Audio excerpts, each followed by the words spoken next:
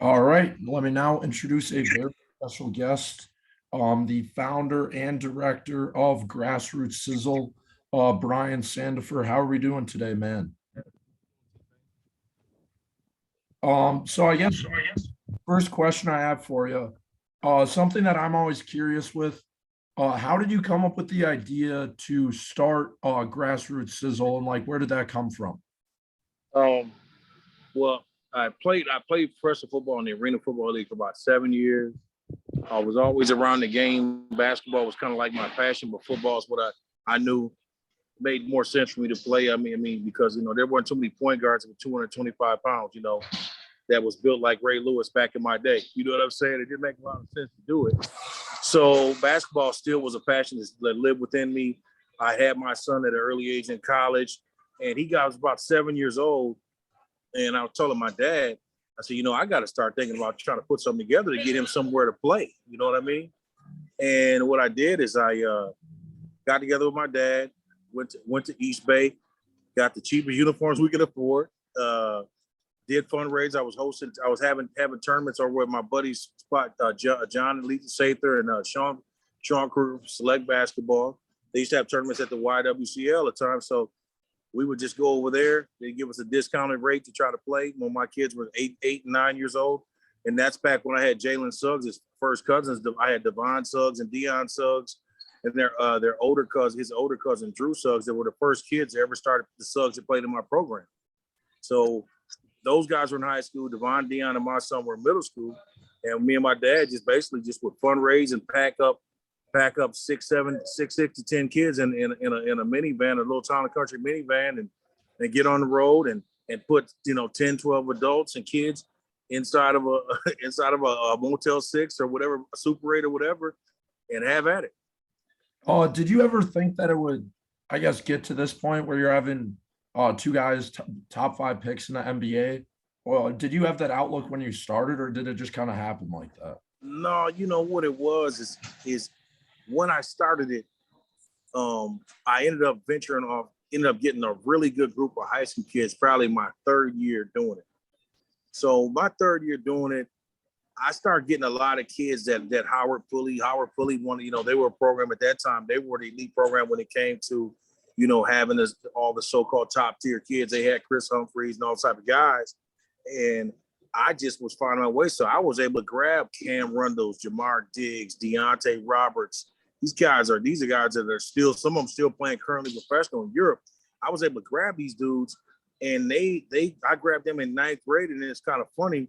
David Roddy's AAU coach, Brad Barber, he was the dude that coached my first AAU state tournament team. He's the coach that I had in my program that coached Cam Rundles, Jamar Diggs, Wow. Deontay. When we won the state AAU next state championship, we beat Bryce Webster and David Hicks. NC Heat, they had Isaiah Dolman, and we beat them in the sold-out crowd out of Osceola back in '03. And that's when I got on the mat with high school kids. But still, I still didn't have the stage that Renee had. So Renee still would win out at that time over the kids that were surefire D1s, whether they played for me or not. But Renee had a bigger stage. Yeah.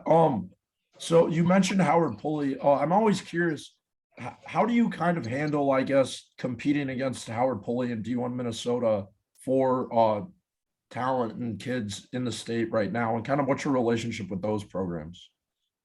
It's just cordial. You know what I'm saying? I don't have nothing against them because my lane's been different than theirs. I mean, I've always had the kids I've always had the top inner city kids, no matter what. Whether I had a shoe contract or not, I would always have Jordan Jess, Deontay Roberts, Michi Williams, guys that went on to play Division I that are not highly talked about, but had hell of a college careers. I've always had those type of kids. And Renee and D1 Minnesota, they pride themselves always having the quote unquote best kids. You know what I'm saying? And I wouldn't say best kids, but they were the ones my kids would go to, like, New Mexico State or Wisconsin, Milwaukee. They'd have kids that would go to Duke or all, Carolina, Attaboone. But what happened was I just continued to grind. I just stayed in my lane and I created my own avenue. But, way prior to, Larry Suggs and I having a shoe contract, I had probably put 250 kids in college. That's what people don't realize. We probably put 500 kids in college since 2004.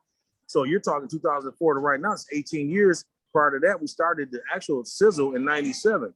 But as far as putting kids in universities for 4 years, we put damn near 500 kids between Division I, Division II, D3, NAI, and JUCO. We've sent that many kids to college.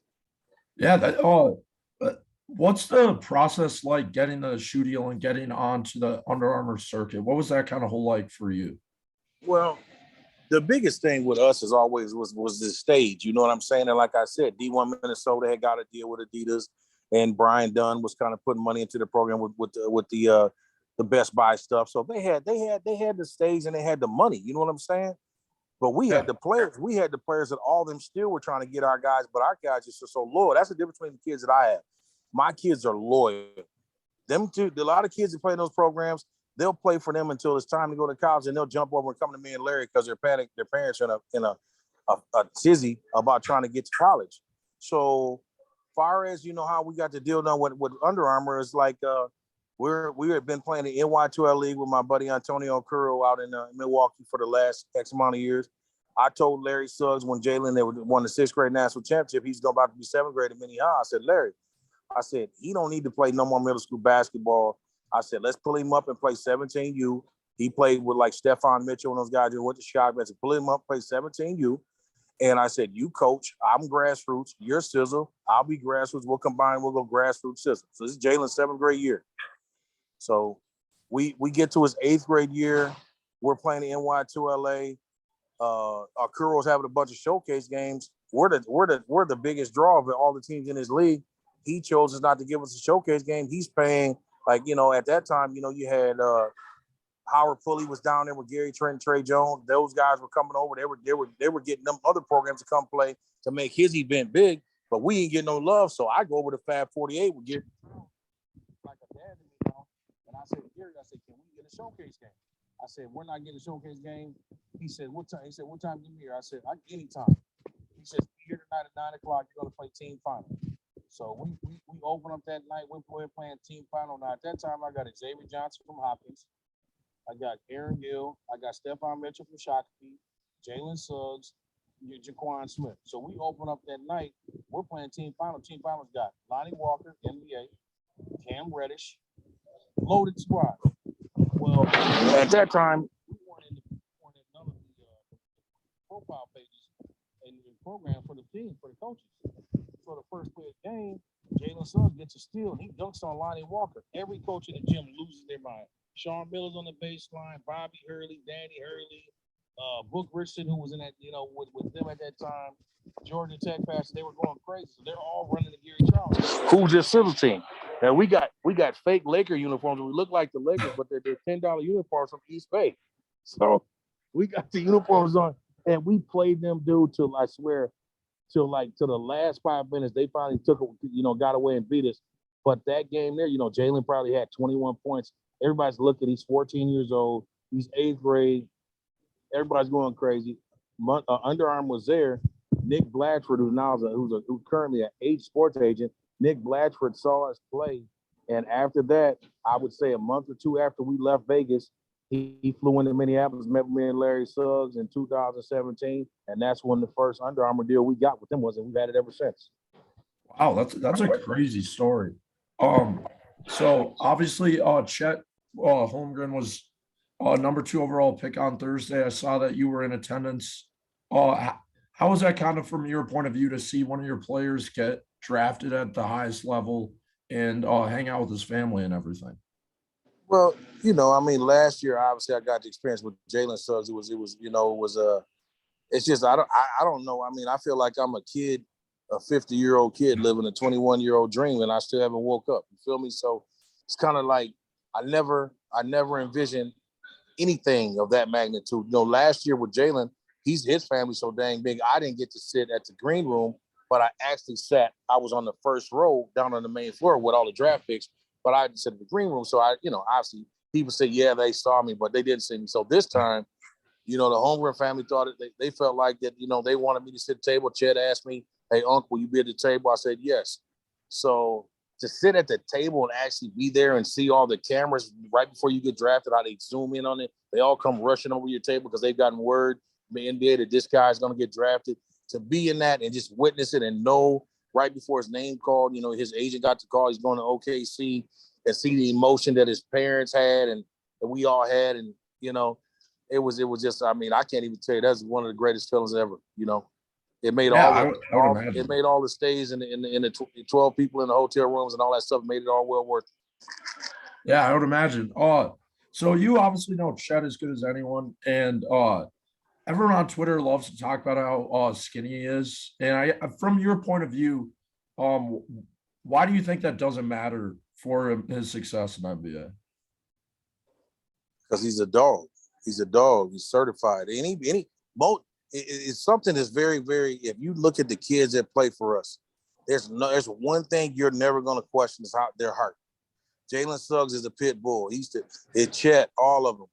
They got his game is bigger than what his body type is, and his heart is even bigger than that. So I don't worry about that. He's been talked about how skinny he is ever since he's been playing. But obviously, to get to this point, the NBA team took a $50 million gamble on a kid that's skinny.